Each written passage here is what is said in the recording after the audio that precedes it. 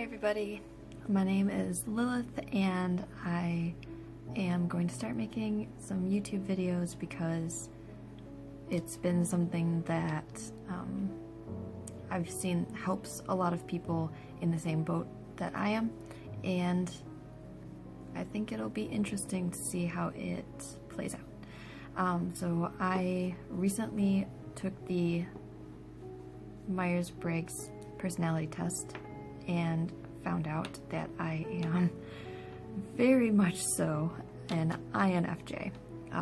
It's like the percentages were crazy. It was a lot. The middle two were both almost 80%. So if anybody knows anything about it, that in general is a lot. But anyways, so I can say from personal experience that as an INFJ, finding the MBTI test and like being told that I'm an INFJ and everything that I've read and heard and watched videos about all makes sense. It's very accepting. Like for me, it gives me a deep feeling of acceptance. Other INFJs will probably tell you the same thing. Of course, we're all different and we all, like everybody in the world is different. So no two people have the same experiences, and I don't imply that I'm speaking for everybody or any other INFJs. It's just something that I've found that we do have in common, that we're very similar on. We have felt out of place and like there's nobody else that understands us in general, unless, you know, of course, they found another INFJ early on.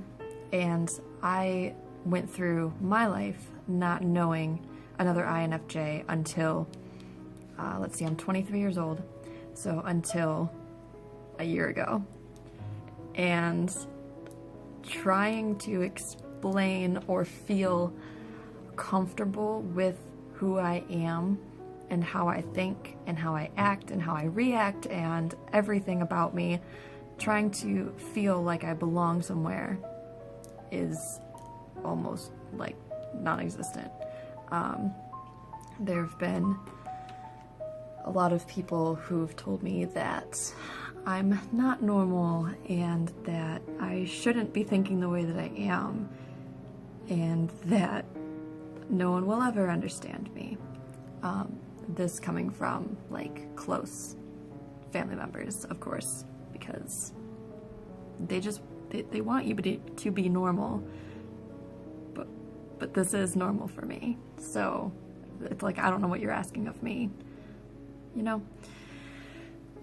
So hopefully that makes sense. And it's not like I don't hold it against them for not understanding me. I didn't know how to explain it. I could barely understand it myself. I just knew that this was the way that I was. And it's been something that's taken up a lot of my time and a lot of my energy to think about, why don't people understand me? And after finding the INFJ, or finding the test and realizing that I am an INFJ, it really makes sense, and it makes me feel understood on a certain distant level, although it's also close. I don't know how to explain that very well. It's just like the feeling that there is somebody else out there that understands how I think and how I act and how I look. Like a lot of INFJs, I've heard at least, that INFJs generally don't have facial expressions, or they don't have a lot of them when they're gathering information from people, unless, you know, the social norm calls for it, because we are kind of masters of blending in. Like from learning what people want from me, what they want me to display, it's bittersweet. It has its ups and its downs. People commonly mistaken me for an extrovert when I am not. I mean, I'm probably if I'm in a very comfortable situation, like around friends that I've known or that I've gotten to know a little bit, on a more personal level, I will feel a lot more comfortable and more open with what I'm saying and what I'm doing, and I won't feel the pressure to be normal, like stereotypical normal.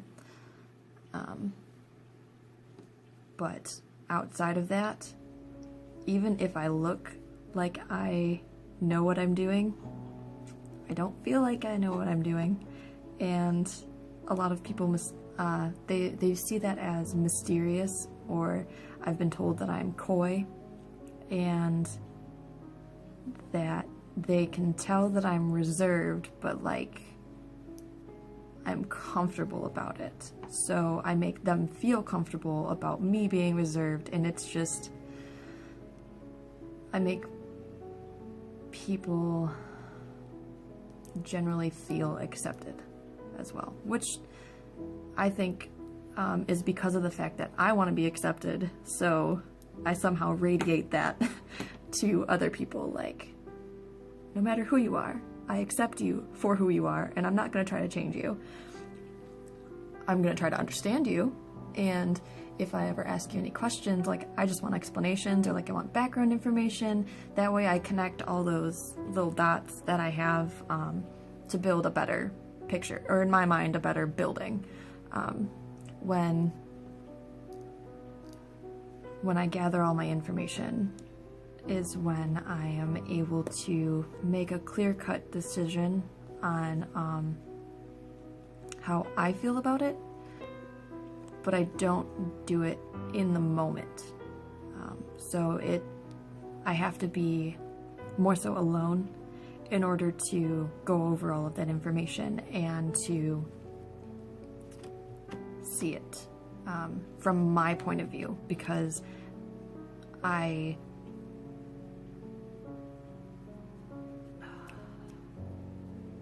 try to take information in from the person who is telling me, like their point of view. So I won't put my own feelings and my own reservations on it until after I've taken it from their point of view and analyzed it from their point of view as them, or as close to them as, you know, one person can be, obviously, because you can't actually know another person fully. Like, it's never gonna happen. And after I do that, then I can see it from my own point of view. And then I can compare the two and see whether or not we link up, and see if we understand each other, and see if it's, you know, if it makes sense in my eyes as well as their eyes, and then we can go from there. And there's just a bunch of other little things that go on, of course, with that, but that is generally one of the biggest things on why it's so hard to be accepted, or feel accepted, more so, as an INFJ. And I think it's from trying to gather all of that information, like asking all of those questions and trying to gauge, like, when somebody has my attention, you have my attention, and it's like, I'm there. I am here. You know that I'm here. You can see me paying attention, and you can see me trying to gather the more information. And I feel like people take that as extrovertedness. But it's just the way that I get my information. It's the way that I listen. It's the way that I am. So, in general, just a brief overview of how my brain works, and I don't really know where I was going with that. If you know an INFJ, or if you are an INFJ, you know that when you get onto a tangent, you kind of lose your point. Unless you like have it written down, you lose your point in the midst, because you'll go from one thing to like something else, and it makes sense in my mind, and I'm hoping that people follow me, but you don't actually know, and I don't actually know, because I can't see your facial expressions, I can't see your body movements, you can't ask me any questions right now. So that's very hard for me to gauge, and I usually find my train of thought by asking the other person, like, what were we talking about, or what was the reason that I brought this up, or just something in the way that they react to me will show me what we were talking about. And I know that that's very vague, but like a flick of their eyes will remind me for whatever reason. I think it's because that's the same movements that they make when they first bring it up. And I'm not saying specifically like a flick of the eyes, I'm saying something that they've done while we were talking about it will bring me back to the conversation, because that's how intently I pay attention to people. It gives me all kinds of information about who they are, why they're talking to me, what they're talking about, and what they mean by what they're saying, and what it means to them, what it means to me, what they want it to mean to me, what they, everything. So, like any kind of body language, I think with all INFJs, it's just kind of embedded in our way of gathering information. We need it for context, and we need it for understanding. So that is also another reason that I prefer not like one-on-one conversations. I mean, I love one-on-one conversations. They are like the best situation for me, because I can really get into it. I can really understand you, and I can ask you questions, and I can play around with that conversation, and I can really gauge how you're feeling in it. But conversations in real life, in a physical setting, like texting is not a very good medium for communications. I don't know if that's only just me, or if it's a handful of INFJs, or like everyone. I really don't know. I only know one, and she doesn't text very much. She's very much in her own world as well, and it's losing. If you can't tell, INFJs want to try to have the correct words to explain something, because we know that we're hard to understand, and we want to give the best possible chance of it sticking. So, so texting is not a very good way for me to gauge somebody else's reaction, and it's also, I don't know if it's just me. I highly value integrity and honesty, and I've learned ways to gauge people's their actual meanings and their actual feelings on it, to know whether or not they're lying to me or not. Which, lying isn't, when you first meet somebody, it's not always a bad thing, because you don't want to completely reveal yourself at first, or in general, this is what I found. So people will either dance around the subject, or they will slightly hinder you in figuring it out. So when people lie or fabricate or whatever you want to call it, when they do that, I don't take it personal. Instead, I like to try to figure out why they are trying to lie to me, or like why they aren't comfortable with it, or why they don't want me to ask more about it, or why they don't want to talk about it in general. So it's just like another way of learning about people, which probably seems really, I want to say nerdy, but it's very INFJ, like learning about people, analyzing people and what they do and why they do it, their behaviors, the way they talk, like everything. The way people think in general is very fulfilling. It's stimulating for my mind, it feeds my passion, and it's like the bee's knees. It's great. So other than that, I mean, I just went on a 16-minute rant about people, so, and like time flew for me. But then this is supposed to be an introduction video. Just kidding. We're actually getting into some deep stuff now.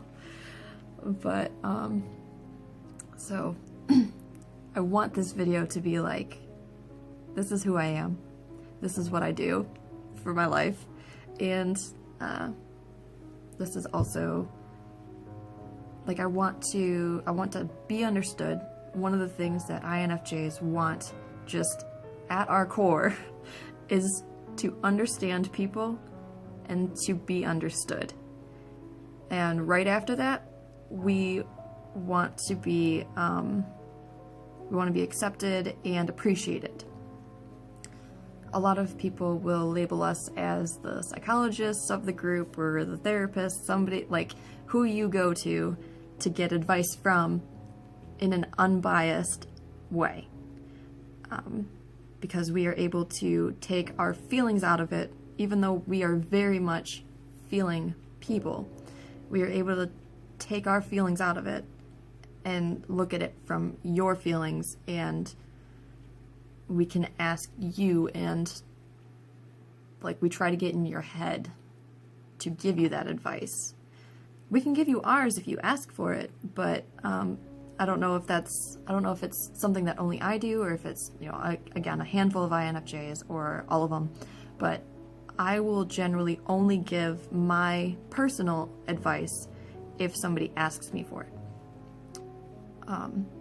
But I will try to give them the advice from their point of view when they ask me for advice. So it won't be, and like I will tell you, hey, I think this is right in my opinion, and I think this is wrong in my opinion. And I will stand by what I believe in and what I don't believe in to the ends of the earth. And no one will ever force me to do something that I don't want to do, and I will never force you to do something that you don't want to do.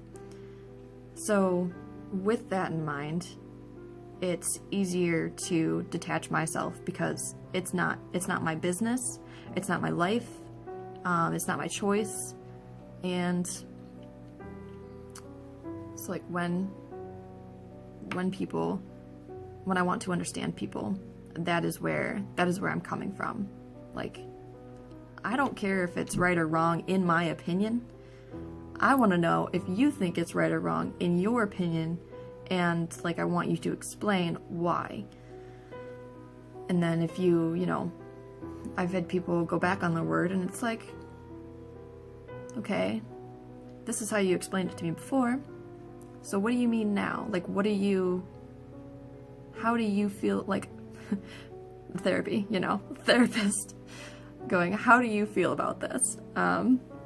But it's real. Like, how do you feel about this, and why, like, has your opinion changed? Do you still stand by what you've said before? And it's just, it goes and goes and goes, and it never ends. It's a constantly changing environment.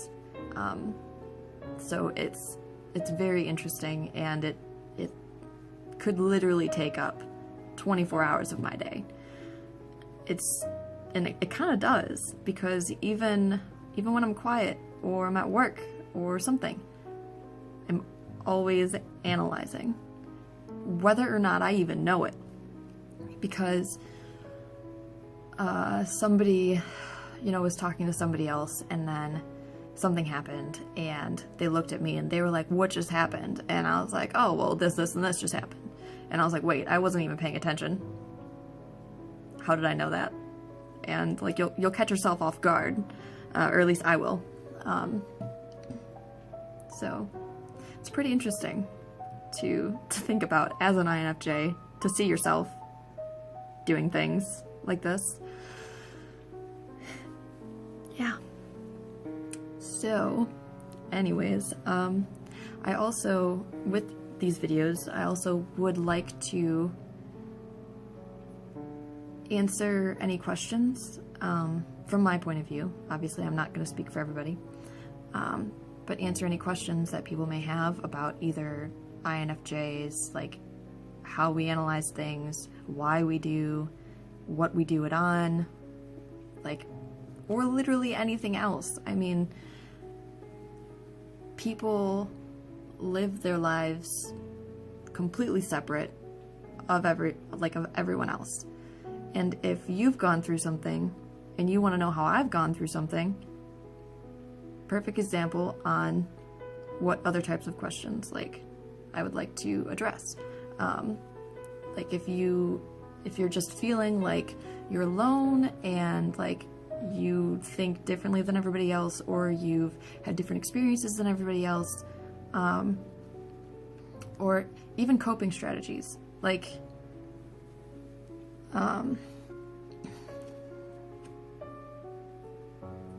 I've gone through a lot in my life, in a lot of different aspects, and I'm not saying that everybody hasn't. It's all relative. I'm not saying that my experience was worse than yours. I'm not saying that yours was worse than mine. Everybody feels things on their own level and in their own view. So if you want to talk to me about anything, like how to stay positive, how to stay optimistic, how to cope with certain things, how to branch out, how to stay in. I mean, I know that some people actually have a hard time really just cutting back on and like focusing on yourself, which is like self-care. And I had a problem with that, actually, for a while. Like, I was alone, and like I was being myself, and I was taking time to myself, but I wasn't actually doing anything for self-care.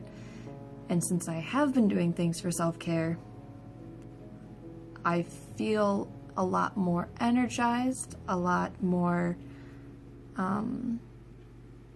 mentally there, like I'm present, like in, you know, during it or after it. It's a way to show yourself that you appreciate who you are.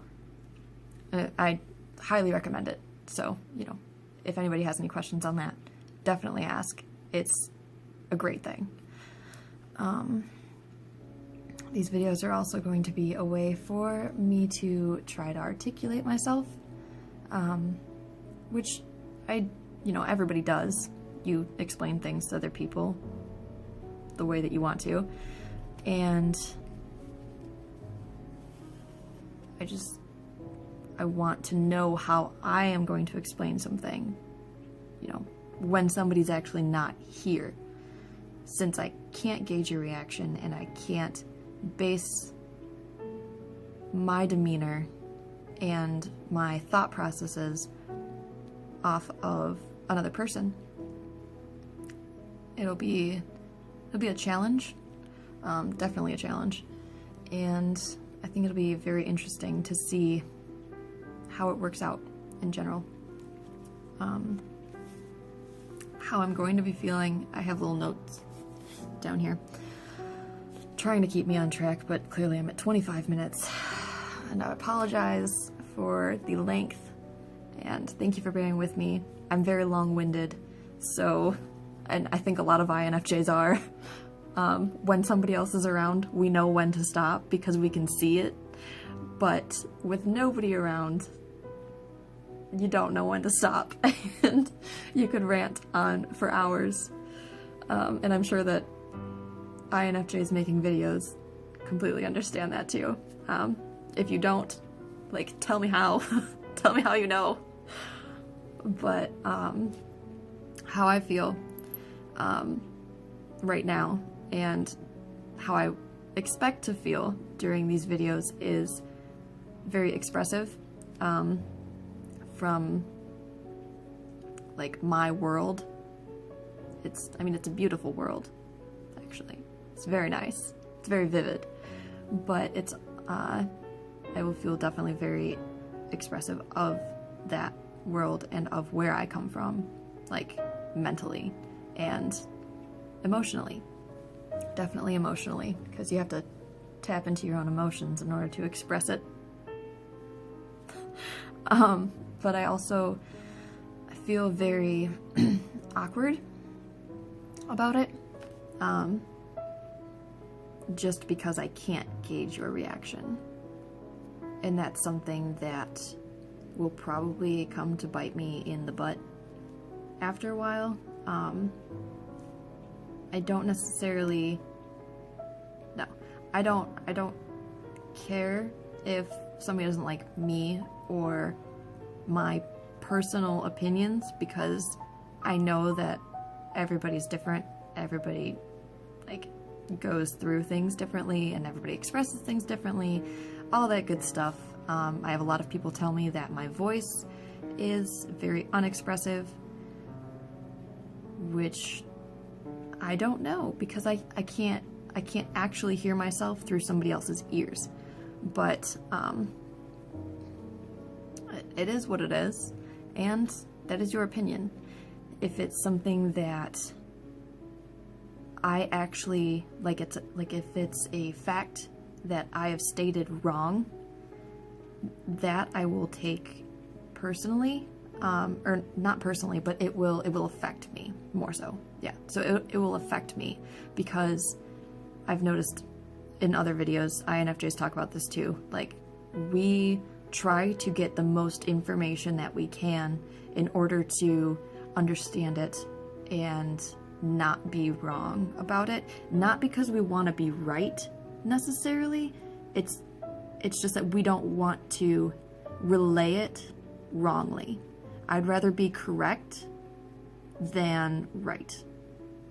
And I feel like that's not a great, like, it's very vague. If I'm wrong in something, I do want to know, and I do want to learn it correctly. That way, if I go out into the world and I'm telling somebody, like, hey, this highlighter is a highlighter, and it will always be a highlighter, and somebody else comes up to me and they're like, what are you talking about? That's a marker. I'm going to, like, completely go back into my head, like, hold on. I've been told that this has always been a highlighter, and it says here that this is a highlighter, and then, you know, then I can debate that, because it's a common opinion or common knowledge, a common agreed upon way of categorizing said highlighter, utensil, way of marking things. And that's something that I can actually concretely debate. Now, if you personally use it as a marker when it is a highlighter, that is your thing. And I'm not going to say that you're wrong, because who am I to tell you that you can't use a highlighter as a marker? No.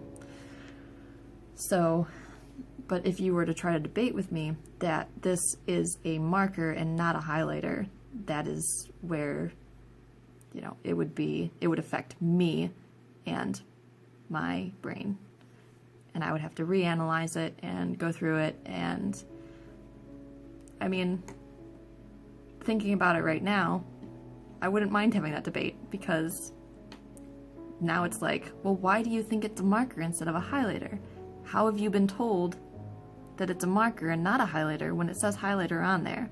What, like, why do you have this conclusion and I don't? You know, it's just like, I want to know. I want to understand you. I want to understand why you do what you do, why you think the way that you think, and I will leave you to do that the way that you want to, because I'm not going to force you to do something my way or even think about something my way. I need to understand you in order to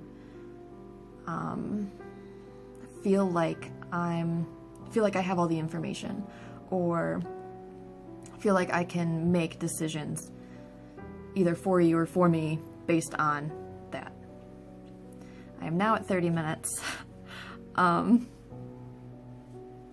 Yeah, so I'm gonna cut it off here, but I can definitely tell that this is going to be something good for me. If you have any questions that you want me to analyze, I am more than accepting of that.